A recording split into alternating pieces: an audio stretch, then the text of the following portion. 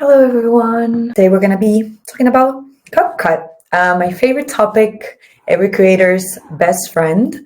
I think you all probably know a bunch of things about Capcut already, but I know it's like one of the key applications to basically succeed in UGC.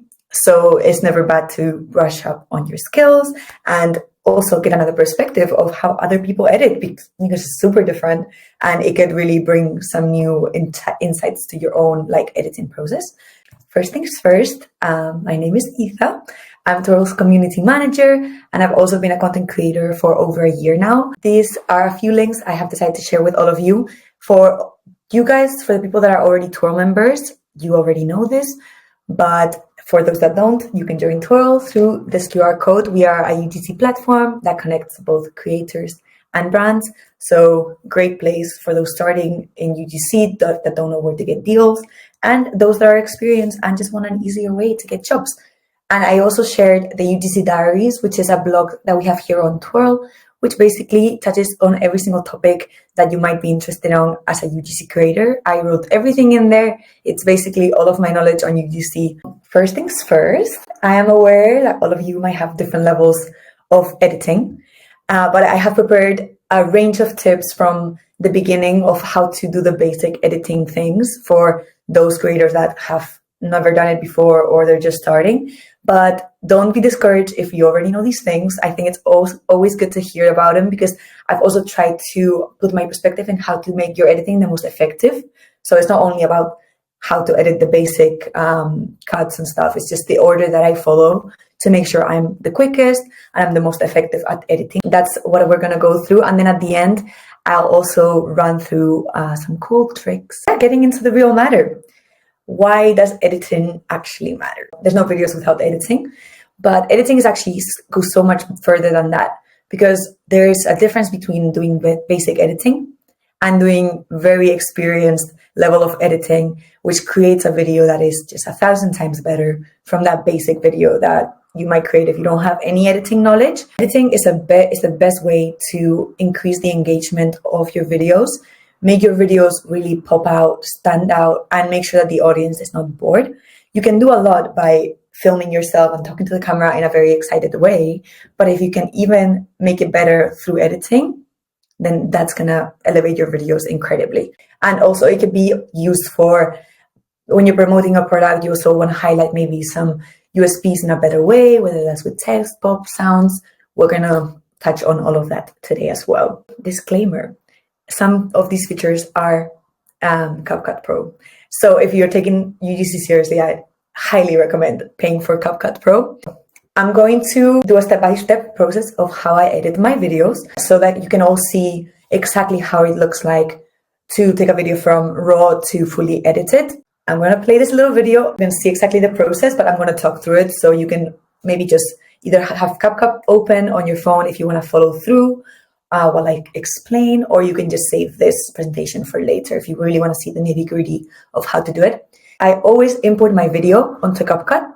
I import the voice video, so I always record myself in, when I do a script, I always record it with video because I don't know if the brand is going to want me to use it as a voiceover only, or if they're going to want me to also be talking to camera. So I always do it. Most of the times I do it talking to camera, unless I know that the brand doesn't want any talking to camera at all. But I'll still do it as video because I find it easier to edit when I can see my mouth moving. So I'll import the big file of me speaking, and I'll always apply the enhanced voice effect to my video because I feel like it takes the editing to the next level. This process will usually take a minute or so. I'll play the video again so you see. I'll import my first video, and then there's a button at the bottom once you click on the main video. That's called enhanced video.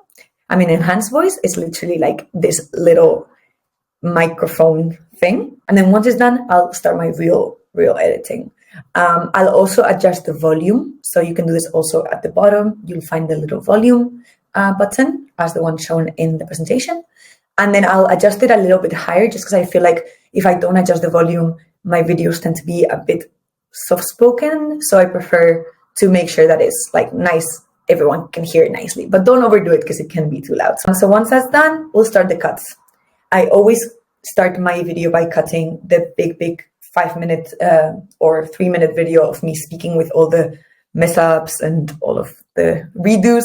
So it'll look like this. Basically what I do is I'll use the split button at the bottom, or I'll drag as well. If it's at the beginning, I'll drag the clip, and then I'll just start seeing slowly. I'll move the bar to look at I usually just do my mouth. I look at my mouth and I look at myself like messing up. And then in the first edit, I'll mostly just see like my face. And then once that's kind of done, then I'll go through the whole video and I'll see like, okay, this was a repeat phrase, or this I can cut a little bit more because maybe there's a half a second that is not necessary, which I would recommend that with UGC, because they're such short videos, keep them super snappy. Don't let any empty noise in there. So if you are about to start speaking, make sure that the cut is right before you like say the first word. Don't wait and be like, hello, how are you? I'll cut those like empty seconds, like super close to when I start speaking. Again, people don't have very good attention spans. So just go on Capcut, try by yourself, play around with the buttons, and you'll get there. Next, I'm gonna talk about cleaning up transitions. Then you can spice it even more by adding like a very cool transition. A lot of creators, they do this and they add a sound as well, which I'll get into it later.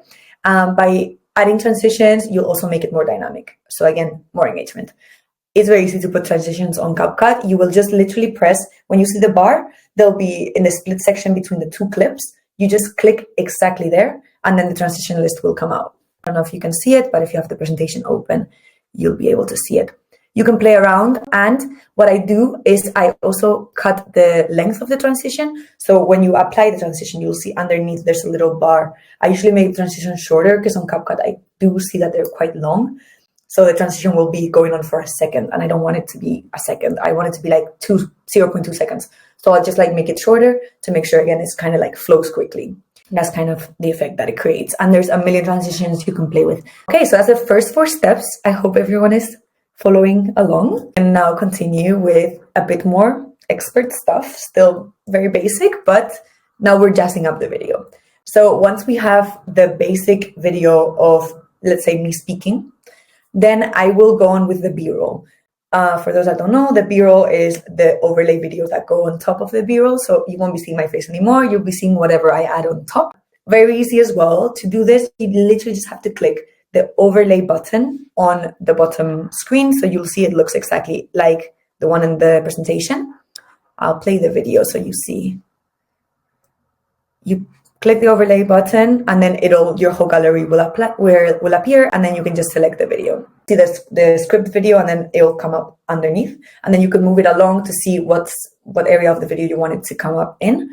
And then usually on Capcut, when you import an overlay, it does come up smaller than the full screen, so you'll have to zoom it in manually. So you have to click on the video and zoom it in to make sure like the overlay occupies the whole screen. And you can do this with as many videos as you want. In the video, you'll see I'm adding a few. Great for showing product or showing a specific feature. That's the final result. You'll see like the different overlays are just on top of my speaking video, so you can't see the speaking video anymore. Text overlays, which are also super important. I like to use text to show things like product USPs. So a specific feature of the product, I'll put like a text pop-up. Here in the example I've put, I wrote like what I eat in a day. So I just made it the text. You literally just press text button, and then you can write whatever. And Capcut has a million different types of fonts and backgrounds, and they also have some preset text overlays that look really nice. And you can simply just click on them, modify them, and they look really good. In the example I played in the video, the presentation, I put like a background on the text, like a plain background, so you can read it better. And then I play around with the colors and the font. A lot of people are visual, or they just don't listen to the videos with volume, so having text helps. And also you can put transitions on text, so you can make the text pop. You can make the text like be like a typer, like a typewriter.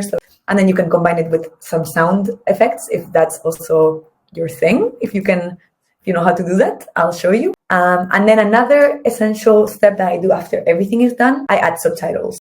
Depending on the client that you're working with, or depending on the goal of the video, you might not want subtitles, but at Twirl, we require all videos to have one version with subtitles, one version without subtitles. And again, CapCut Pro is key here because the subtitle adder feature is like a CapCut Pro feature, but it will save you so much time because no one has time to type out these subtitles by hand. So it's this little feature, you click on text and then it'll come up as auto captions. You click on auto captions and then it'll generate them for you. Let me show you. Great, you just click auto captions and it'll generate them in like about 30 seconds or so. And then you can also modify those captions. Same as the text, you have options to add different fonts, different colors. Selected one of them that looked really cool. And you can also modify all of the presets as well. So here is like one that highlights different words, which also helps with engagement. I also like to keep it simple sometimes, so just use a very simple text. Finally, we have sounds.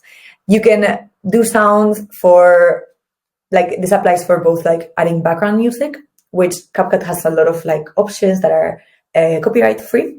This is really easy. You literally just click on the add sound option at the bottom, and then you have a whole gallery full of examples that you can select. So let me show you. There's so much copyright free music, as you can see in the video, and you can select the piece that you like, and then you can drag it along in the timeline. So you can have it for the full time, or you can cut it. And that's one use of sounds. That's very cool. But then we will get onto a different use of sounds that I think is even cooler, which is when you combine sound effects with text or with transitions. We'll get onto how to do that next. After these 8 steps, you should now have a basic UGC video. Like, this is all you really need. However, if you're here, you probably want to do even better work. So this is when we come with the very cool things that I'm going to show you. And then this will add so much value to your videos. First one is the slow zoom-ins. I love this effect. I use it all the time. It's so simple. It's so seamless. People don't even realize that you're using it, but it's actually helping with the engagement. So I don't know if you'll be able to see or if it's going to be lagging, but this little zoom in shot, it looks like someone did it manually, but it's actually not. You can do this with a static shot. So say I'm filming you guys like this, I can make sure that like it looks like I'm zooming it, but it's all done on CapCut. You import the clip as normal, okay? And then you will have to use the keyframe item, which is a bit scary at first, but it's so convenient. I'm gonna explain exactly what it does because you can use it for many different effects. But yeah, you'll add two keyframes to the video. The keyframe item looks exactly like the one I've put on the side. It's next to the go back tool. Basically what this does is that it allows you to add an effect at different rates in different points. Simplify it. So at the beginning, the video will be fully like full screen like normal, and you add a keyframe. But then you go to the end of the video and you add another keyframe, and then once the bar is on the last keyframe, you will zoom in the video. And then what this does is that the video will progressively go from no zoom to the zoom at the end of the video, and it's like very seamless. And you can do this with anything. You can do this with, for example, say you want to go from black and white to a full color. So what you'll do is you'll put 2 keyframes, one at the beginning and one at the end. The one in the beginning, you go to color correction, saturation, put 0 saturation, so it's black and white. And then at the last keyframe, you'll have it normal saturation. So how it will look on the video is that it will look like it's going from black and white progressively to full saturation. So really keyframes are super handy, and you just have to play with them and get to know how it works, because once you get the hang of them, they're super easy. And I'm going to use them in later transitions as well. And the other use for slow zooms is when I'm editing my talking to camera videos, I'll use it a lot to emphasize words. I'll be talking normally and then I'll be saying a USP such as like, is the best value. So then I'll make the keyframe go in that phrase from normal to zoom in. So then by the end, it looks like it's going slowly, like emphasizing it. And you can do this like all along your video so many times, and it's very seamless. So the viewer won't even realize that you're doing that, because it shouldn't be too aggressive. Like you need to make sure that the distance between the keyframe 1 and the last keyframe is long enough for it not to just be like super fast. Goes to the end or to the middle in this scenario, and then she will touch the keyframe button again. Let's see. And then there you go. We have a green screen, which I think is a very easy one and that most people know, but the people that don't know are super confused and they're like, how do I do it? You need 2 different videos for this. One of them will be your main track video, and then the other one will be your overlay video. So main track video will be the video that's going in the back, and the overlay video will be the video that's going in the front. So say I want to put an app on the back and then my face in the front. And then you simply, super easy, just go into Capcut and you click the remove background feature, and it will automatically just show your face. And then you can make it smaller if you want to be in the corner, or you can also play with the keyframes like this girl did in the video. She went from bigger to smaller because she used the keyframe at the beginning of the video, and then at the end of the video, she used the keyframe and she made herself smaller. So in the video, it looked like she's going from big to small. And then the background appears. And with this, you can play around with it. You can do so many cool things, either like show the product in unboxing in the back, or if it's an app or service, it's super convenient because you don't have a physical product for it. So showing it in a way that you're still in the camera, but then you're also showing their product, it's very engaging and it works very well. Moving on to add sound effects. It's so cool when you pair 2 effects, a sound effect and a visual effect that match together. So here is like the typewriter effect. So the text will have the typewriter effect, and then you go into sound effects at the bottom, and then you will select the sound effect and move it in the timeline to match exactly when the text appears. And you can do this as well with transitions. So the Capcut library of sound effects is so long. You just have to find the ones that you like. There's pop sounds, there's typewriter, there's buzz, there's ka-ching, like money. And you can match them also to the word that you say if you're talking about. And that's how I got £1,000. And then you can put the ka-ching at the same time. And that looks really cool and also great for engagement. People sometimes don't even clock that they're sound effects, because if you integrate them well enough, they just look like they're meant to be in the video. Here in this specific example, this girl was putting the typewriter effect on some text. So here's how she does it. So you go to the audio sound effects library, you click on the sound that you want. She knew what she wanted, so she just typed it. And you make it like short, you can cut it, and then you can drag it to be exactly where you want it to be. Another very cool one, this one is duplicate yourself, which I think looks really nice if you do it like properly. You can even have a conversation with yourself, or you could just do like this girl did. It just looks like, again, like you're a pro at editing, and it's not that difficult. For this one, what you'll need is 2 different videos. Make sure to not move the camera. So leave the camera and then say I come in here, I film myself talking, like one phrase, and then I come here and then I film the other phrase. Just make sure that they are exactly in the same, like the camera is exactly in the same position, because if not, it's gonna ruin the whole thing. How you do this one is that you'll need to put one of the videos in the main track, and then the other one you have to overlay it. And you're gonna use the mask effect here. So I'm gonna play the video so you see how this person did it. So she has the different videos of herself and sitting in different positions. Then you import them onto Capcut, and then you'll see she overlays everything. Overlaying as well, you can do it either like by adding the overlay one by one, or if you select all the clips at the same time, then you can just click the overlay. And then with the masking, you go to the one that you prefer. This can be like horizontal or the vertical masking. So for example, this one, she needed like a line to go like this, and then a line to go here. So you can just adjust it and adjust the position. So it'll show like half the video of one clip and half the video of the other clip. Essentially, it's the same as cropping both of the clips in half and showing them at the same time, but with the masking effect, it's just easier. This one, again, sounds very confusing, but if you do it once, you'll realize it's actually so easy. And then the last one, which I think is also the coolest thing ever, and it's making the text appear behind you. It's kind of similar to the one I did before, there's masking involved, but it's a tiny bit. This is like combining all of the skills we've learned today together, because they use keyframes and they use masking. Again, you'll film yourself in the same position. I mean, the camera has to be in the same position. Say for one of them, I don't want anything in it. I just want the text to be in the background, so I'll be out of the frame. And then I'll film myself walking in front so that the text can come like behind. You will put both of them in Capcut, and you will put, again, one of them as main video, one of them as overlay. And here we're gonna use exactly the same effect as the before, masking, but here we need the mask to move as we walk.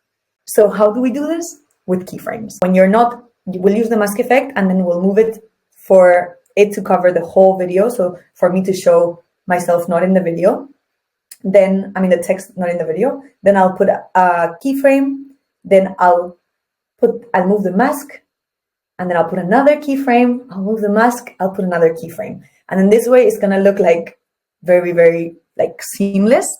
Let me show you exactly how she did it, because this sounds very confusing as well. So she has the two videos. She's gonna overlay one of them. And then you use the masking. You will rotate the mask and move it so the background video doesn't show at all. There you go. And then we'll add another keyframe, then move the mask, add another keyframe, move the mask. And then you put the video in the background, and then make sure you organize them so the text video is, you have to organize the layers so the text is in the middle between the two other clips. I hope it wasn't too confusing. I know it sounds very, very much like a lot of information, but if you do it once, you'll know how to do it every time. And it's as easy as following any of these little videos and the explanations I gave. To finalize, I'm going to tell you to revise your videos once they're done. Make sure you watch through them, make sure you read the captions, make sure that everything is written properly, make sure that the transitions seamlessly transition and it's not like there's very harsh cuts. Make sure that the sound is also balanced like through the video. So if you're using sound effects, make sure to adjust the volume so it's not like too loud if the rest of the video is not too loud, because that's going to be a bit disturbing. And then a pro tip coming from me would be to not overdo the effects, because it can also be too much if you like just pack up every single video with effects. I would suggest that you adjust to the brand style. So have a look at the brand's previous videos and then adjust it to it. So if they are very like effects heavy and they love like text pop-ups and transitions and everything, then you go ahead. But if they're very clean and they don't really use those things, then I'd say like go along to what they've done in the past. But sometimes adding a cool trick can really elevate the videos. Hopefully that was informative. If anyone has any more questions, you can always message the Twirl team, or if you are on the Twirl Slack, then I'm always available there as well and always happy to help. Hope everyone has a good evening and hope that was very, very helpful.